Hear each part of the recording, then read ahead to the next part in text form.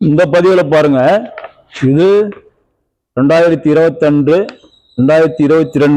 TNPSC group 4 தேர்வுடைய அசல் வினாத்தாள். இது 2022 டிஎன்பிஎஸ்சி குரூப் 4 அசல் வினாத்தாள். இது இதில் பாருங்க, கேள்வி எண் 175 பாருங்க, வினா எண் 175 ரைட் சைடு இருக்குது பாருங்க, வினா எண் 175 கணக்கு போடுவாங்க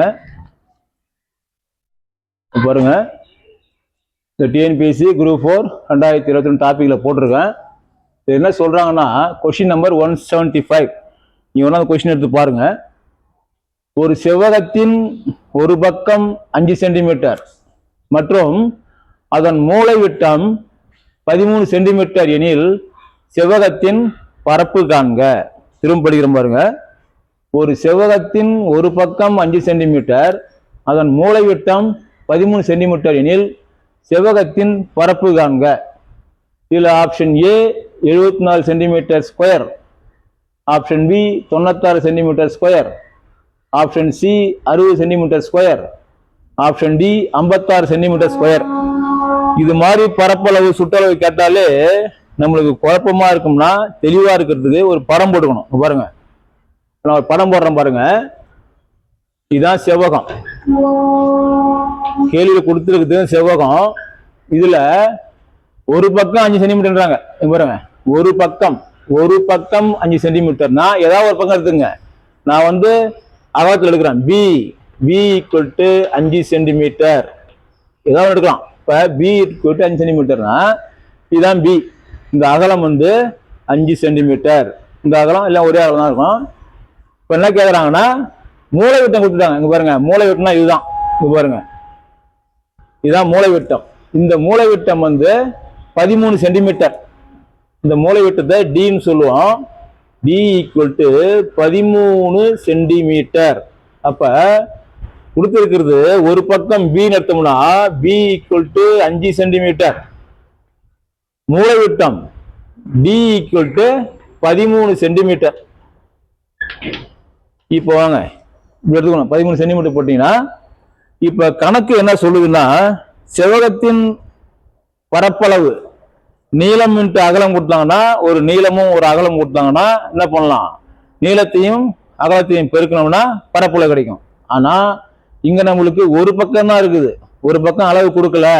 அப்ப இந்த டி கொடுத்ததுனால நம்ம அந்த 5 பி எடுத்துட்டோம், அகலத்தை 5 எடுத்துட்டோம்னா நம்மளுக்கு என்ன வேணும், எல் வேணும், லென்த் வேணும். ஒரு பக்கம் அளவு வேணும்ல, ஒரு பக்கம் கொடுத்துருக்காங்க. அப்ப ஒரு பக்கம் அளவு கண்டுபிடிக்கணும். அப்ப எல் ஈக்குவல் டு லென்த் கண்டுபிடிக்கணும்னா இங்க பாருங்க, நம்மள தானே வேணும் லென்த், நீளம்.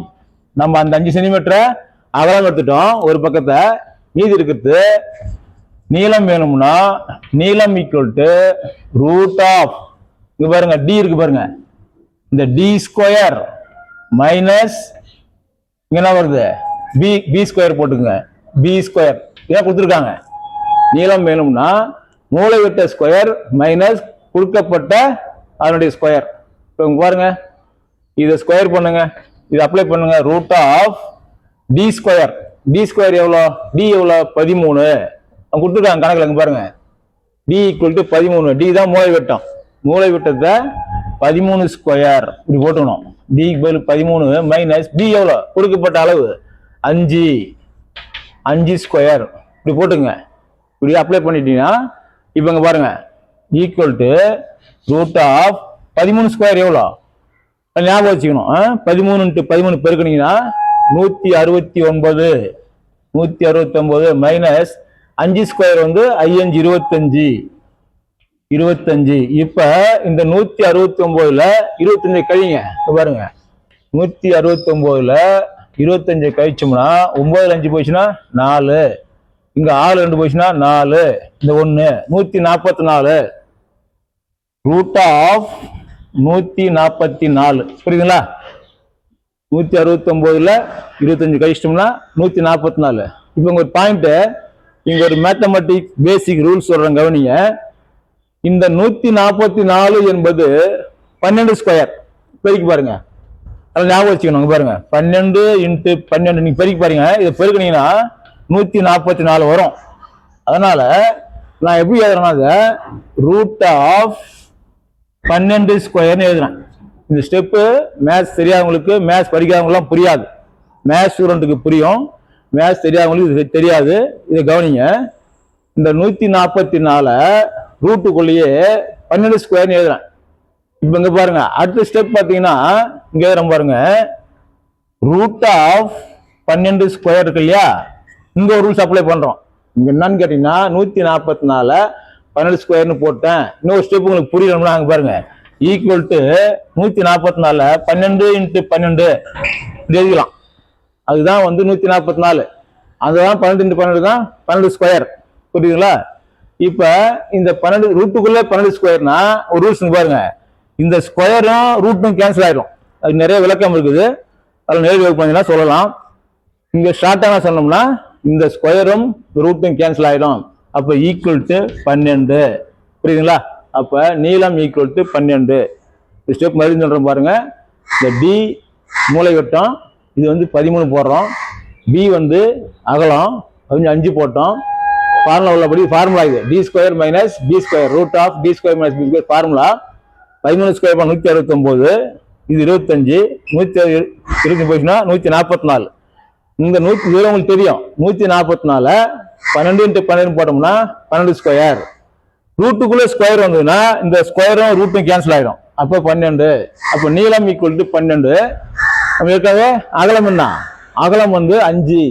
அப்ப செவ்வகத்தின் பரப்பளவு கேட்டீங்கன்னா செவ்வகத்தின் பரப்பளவு L × B, அதாவது நீளம் × அகலம். அப்ப ஒரு நீளம் எவ்வளோ 12, 12 × அகலம் எவ்வளோ 5 ஈக்குவல் டு 15 60. அவ்வளவுதான் ஆன்சர். 60 சென்டிமீட்டர் ஸ்கொயர் இருக்கு பாருங்க. Option C 60 centimetre square. இதுதான் விடை. இது சாதாரண கணக்கு தான். இது இந்த ஃபார்முலா படிச்சிங்க, நீளம் × அகலம். அடுத்து ஏதாவது ஒரு பங்கு கொடுத்தாங்கன்னா இன்னொரு பங்கு கண்டுபிடிக்க root of D square minus B square. ஒரு மூளை விட்டு ஸ்கொயர் பண்ணிக்கணும், அது கூட கொடுத்துருக்கிற பக்கத்தை ஸ்கொயர் பண்ணி கழிச்சிக்கணும். கழிச்சு ரூட் எடுத்தோம்னா இந்த விடை வந்துடும். இந்த கணக்கு பாருங்க. இந்த கணக்கு ஒரு முக்கியமான கணக்கு. நம்ம சிலபஸ்ல பரப்பளவு இந்த டாபிக்ல கேட்கக்கூடிய கேள்வி. இதை பாருங்க, இது உங்களுக்கு புரியும் நினைக்கிறேன்.